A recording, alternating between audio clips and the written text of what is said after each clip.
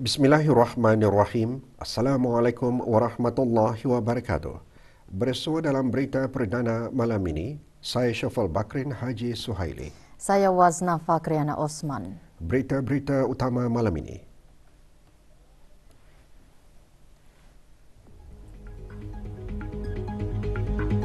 Peruntukan lebih 797 juta ringgit diluluskan bagi Kementerian Pendidikan dan jabatan-jabatan di bawahnya.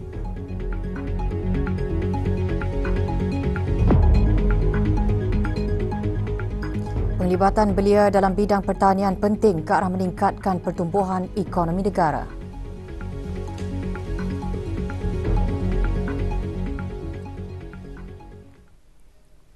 Peruntukan bagi Kementerian Pendidikan dan jabatan-jabatan di bawahnya diluluskan pada hari ke-9 mesyuarat pertama dari musim permesyuaratan ke-19 Majlis Mesyuarat Negara. Laporan lanjut sidang Majlis Mesyuarat Negara menyusul selepas ini.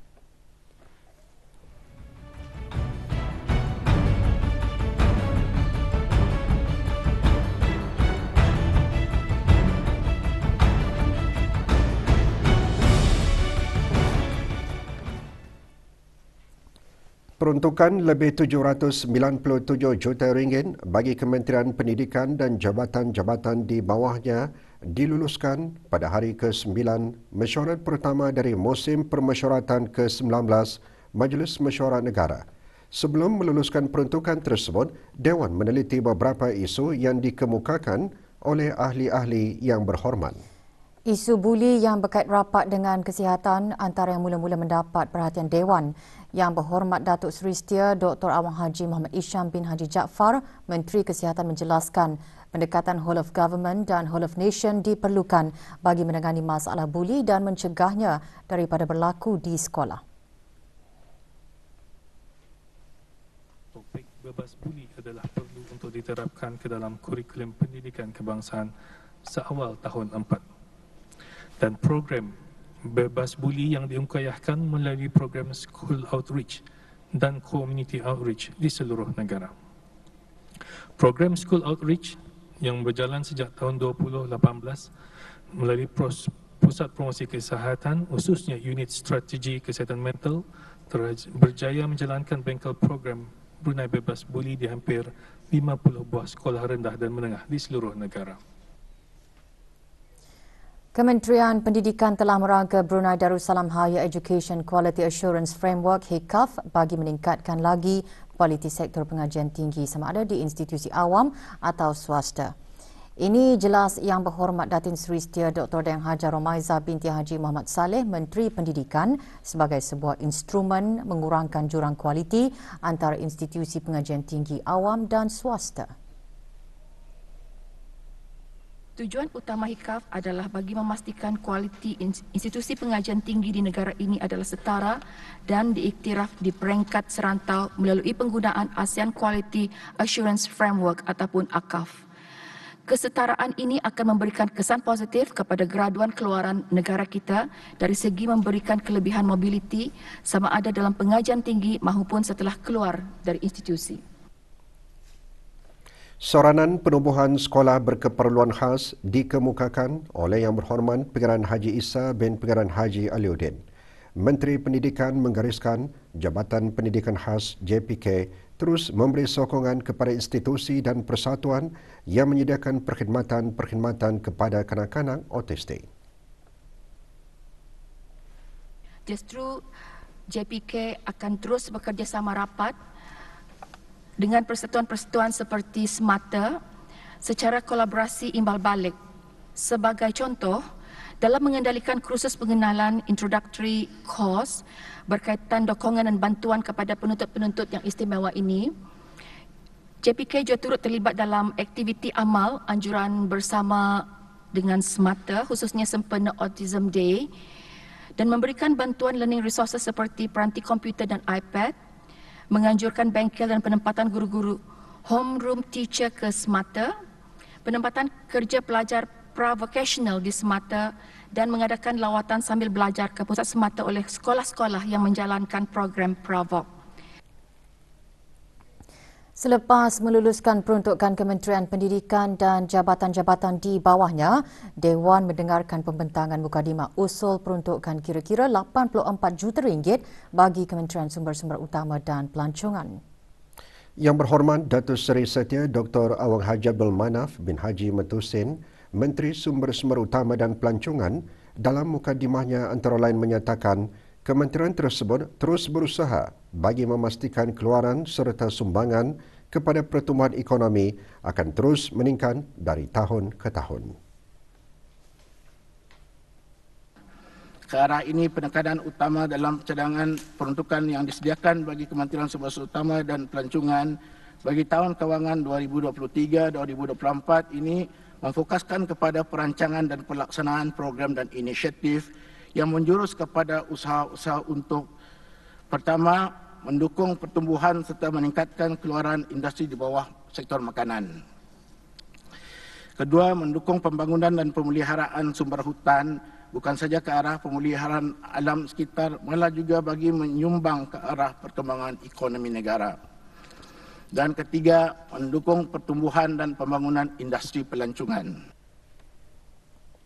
Penglibatan belia dalam bidang pertanian penting ke arah meningkatkan pertumbuhan ekonomi negara dan menjamin sekuriti makanan dan ekspor.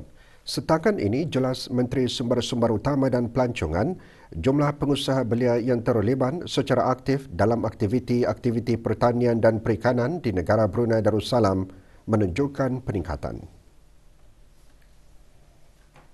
Jumlah pengusaha belia yang terlibat secara aktif dalam aktiviti-aktiviti pertanian dan perikanan meningkat dari seramai 137 orang pada tahun 2021 kepada 162 orang pada tahun 2022.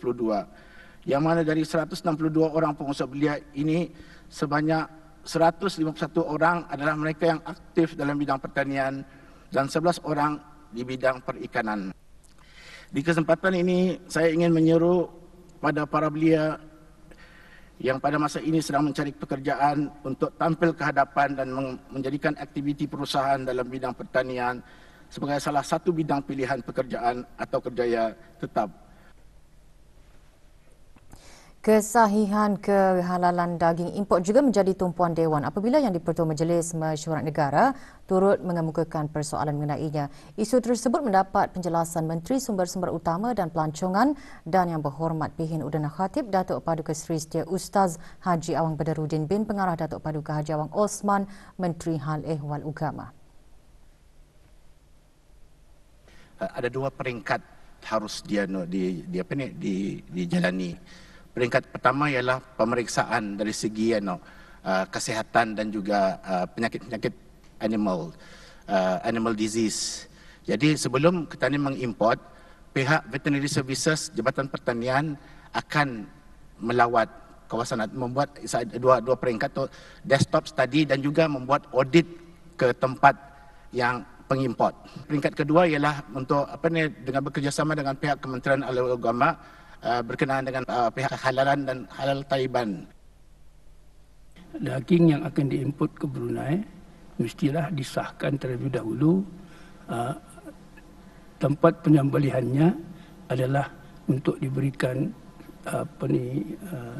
sijil halal. Kalau mengikut pelaksanaannya halalan taiban katanya itu ketat. Ketatnya apa? Indah dapat dicampur gaul dengan penyembelihan yang bukan halal. Jadi ini namanya tugas pemeriksa. Pemeriksa menentukan kehalalan tempat itu. Dan bila sudah ini diperlakukan, jadi tempat penyembelihan itu diiktiraf.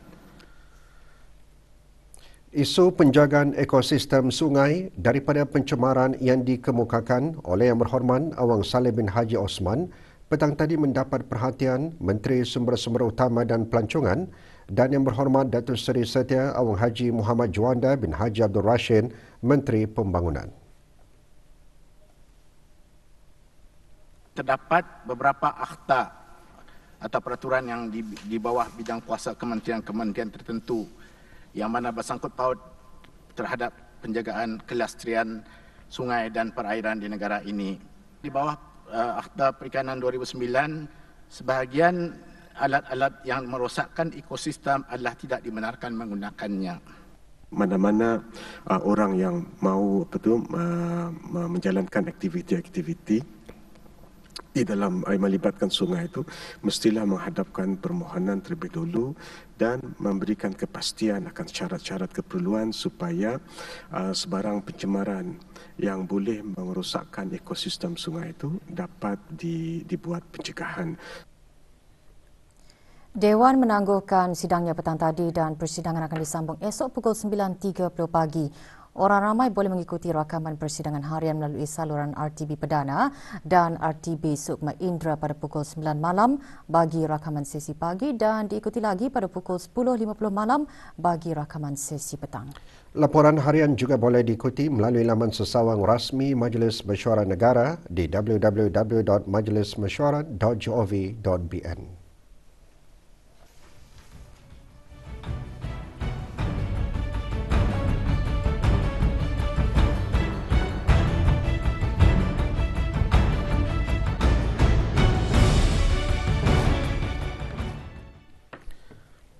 Perjanjian MOU yang dimeterai antara Butera Heidelberg Cement Sdn Bhd dengan Universiti Teknologi Brunei menandakan komitmen kedua-dua pihak untuk merealisasikan Wawasan Brunei 2035 dalam bidang kelestarian alam sekitar. Ikuti bahan beritanya seketika nanti.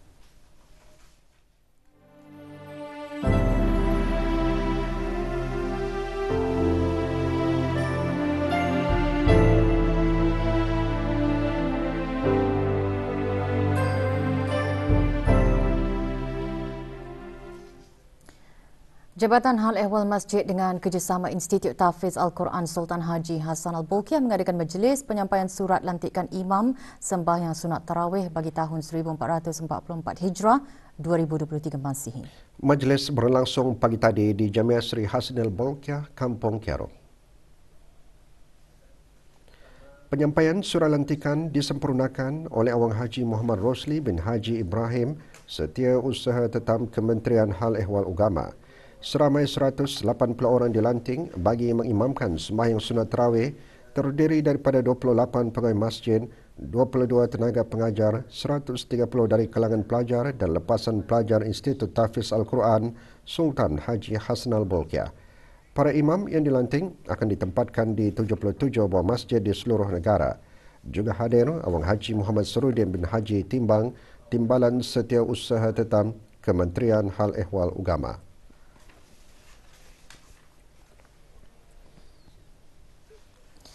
Kajian Kesihatan Mulut Kebangsaan Negara Brunei Darussalam yang dibuat pada tahun 2015-2017 mendapati hampir 2/3 daripada orang dewasa mengalami karies gigi atau gigi berlubang. Kajian tersebut juga melaporkan hampir 30% orang dewasa mengalami penyakit gusi. Pemangku Setiausaha Tetap Kementerian Kesihatan menggariskan perkara itu pada majlis sambutan Hari Kesihatan Mulut Sedunia pagi tadi. Menurut Dr. Ang Swee Hui, bilangan kanak-kanak yang mengalami gigi berlubang pula telah menurun kecuali mereka yang berumur 5 hingga 6 tahun. Turut ditekankan kepentingan kesihatan mulut dan bagaimana mulut yang kurang sihat boleh menyebabkan kesan buruk kepada setiap aspek kehidupan. Majlis berlangsung di Pusat Promosi Kesihatan. Jadi kalau yang makan manis, giginya kenapa?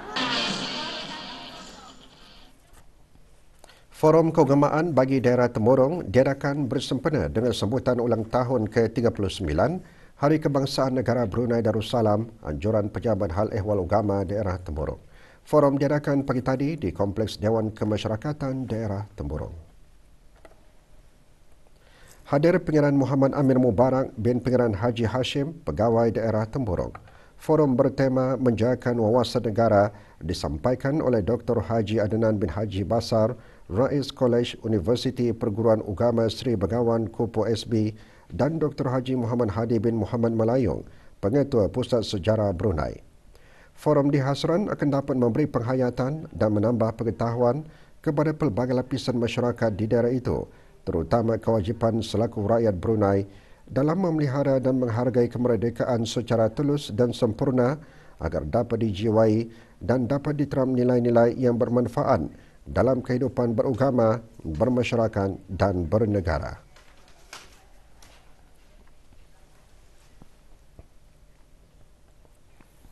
Perjanjian Memorandum Persefahaman ditandatangani antara Butra Heidelberg Cement Sdn Bhd BHC dan Universiti Teknologi Brunei UTB untuk meneruskan agenda kelestarian industri pembinaan. Majlis penandatanganan diadakan petang tadi semasa Green Construction Dialogue. Perjanjian MOU ditandatangani oleh Datin Paduka Profesor Dr. Hajar Zohra binti Haji Sulaiman, Naib Chancellor UTB dan Marcelino Ugarte, Pengarah Urusan BHC. Perjanjian ini menandakan komitmen kedua-dua organisasi untuk merealisasikan wawasan Brunei 2035 dalam bidang kelestarian alam sekitar, khususnya dalam industri pembinaan negara Brunei Darussalam. Perjanjian tersebut meliputi bidang-bidang kerjasama bertujuan meningkatkan pengetahuan dan mengukuhkan pemahaman tentang bahan binaan yang mampan dengan memberi tumpuan kepada simen dan konkrit.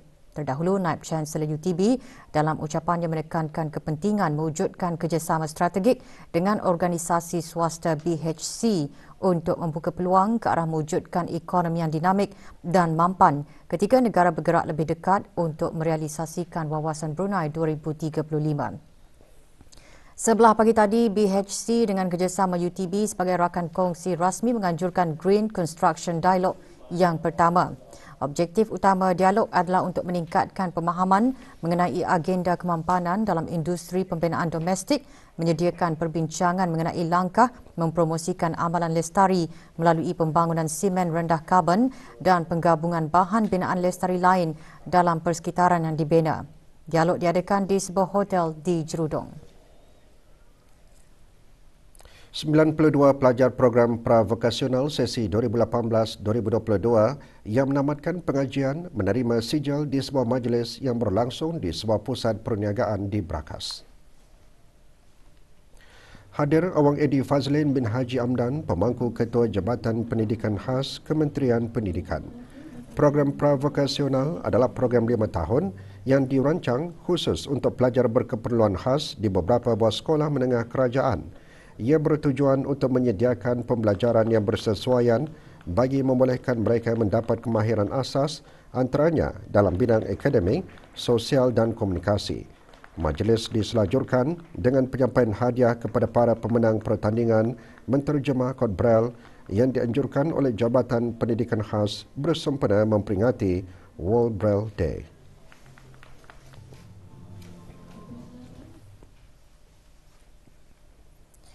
Pusat Dakwah Islamia dengan kerjasama Persatuan-Persatuan Mu'alaf seluruh negara pagi tadi mengungkapkan usaha berkebajikan melalui projek Fathul Barakah 4.0.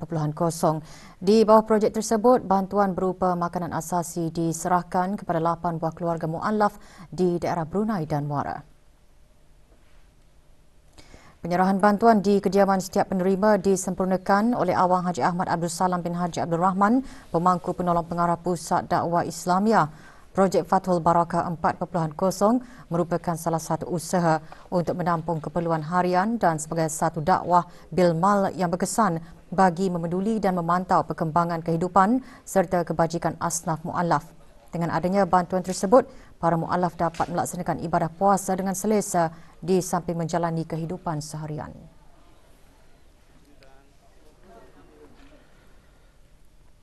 Pembayaran pakej haji bagi bakal-bakal haji yang terpilih untuk menunaikan ibadah haji bagi musim haji tahun ini kini dibukakan sehingga 31 Mac 2023. Kementerian Hal Ehwal Agama menerusi Jabatan Urusan Haji dalam siaran akhbarnya menyatakan bakal jemaah haji dikendaki untuk membuat pembayaran penuh kepada syarikat pengendali perkhidmatan pakej haji yang dipilih bagi memastikan semua urusan haji berjalan dengan lancar dan teratur.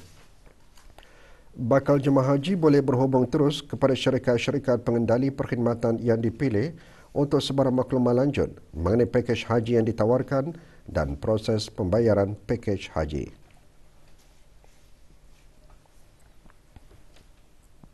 Dua warga negara asing didakwa atas pertuduhan di bawah Seksyen 146-1-D Perintah Eksais 2006. Muhammad Sili, warga negara Indonesia, didakwa di Mahkamah Magistrat Bandar Seri Begawan kerana memiliki 69 karton, 1 paket dan 27 batang rokok pelbagai jenama. Tertuduh mengaku bersalah dan didenda RM68,600 atau 16 bulan penjara jika gagal membayar denda. Semua barang terlibat dirampas untuk dimusnahkan. Sementara itu, Juliet Tumitit Padi, warga negara Filipina, dihadapkan ke Mahkamah Magistrat Kuala Belait atas 2 pertuduhan. Bagi pertuduhan pertama, tertuduh mengaku bersalah memiliki 32 botol dan 24 tin minuman keras pelbagai jenama dan didenda RM5,500 atau 5 bulan penjara jika gagal membayar denda. Manakala bagi pertuduhan kedua, memiliki 2 karton dan 5 paket rokok pelbagai jenama, tertuduh didenda RM5,000 atau 5 bulan penjara jika gagal membayar denda. Semua barang terlibat dirampas untuk dimusnahkan dan wang tunai berjumlah RM626 diserahkan kepada kerajaan.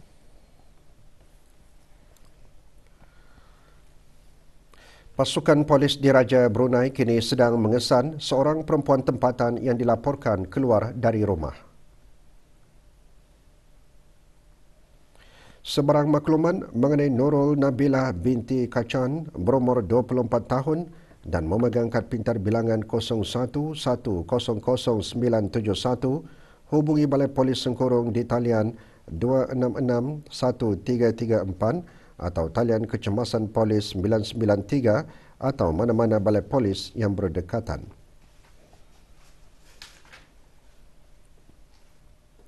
Pasukan Brunei DPMMFC akan meneruskan saingan Liga Perdana Singapura malam ini menentang Tanjung Pagar United FC. Perlawanan sedang berlangsung di Stadium Jalan Besar Singapura. Siaran langsung tersebut boleh diikuti melalui RTV Go Live. Setakat ini, Tanjung Pagar mendahului DPMM FC.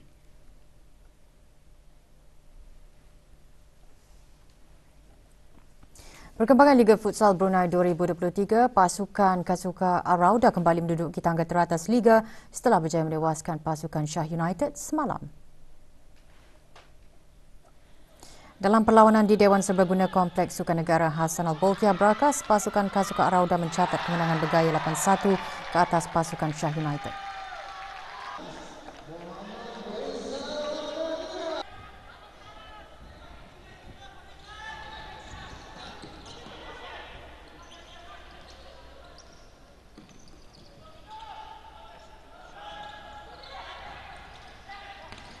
Sementara itu, satu lagi perlawanan menyaksikan pasukan Al-Bisham FC menewaskan pasukan Street United 2-1.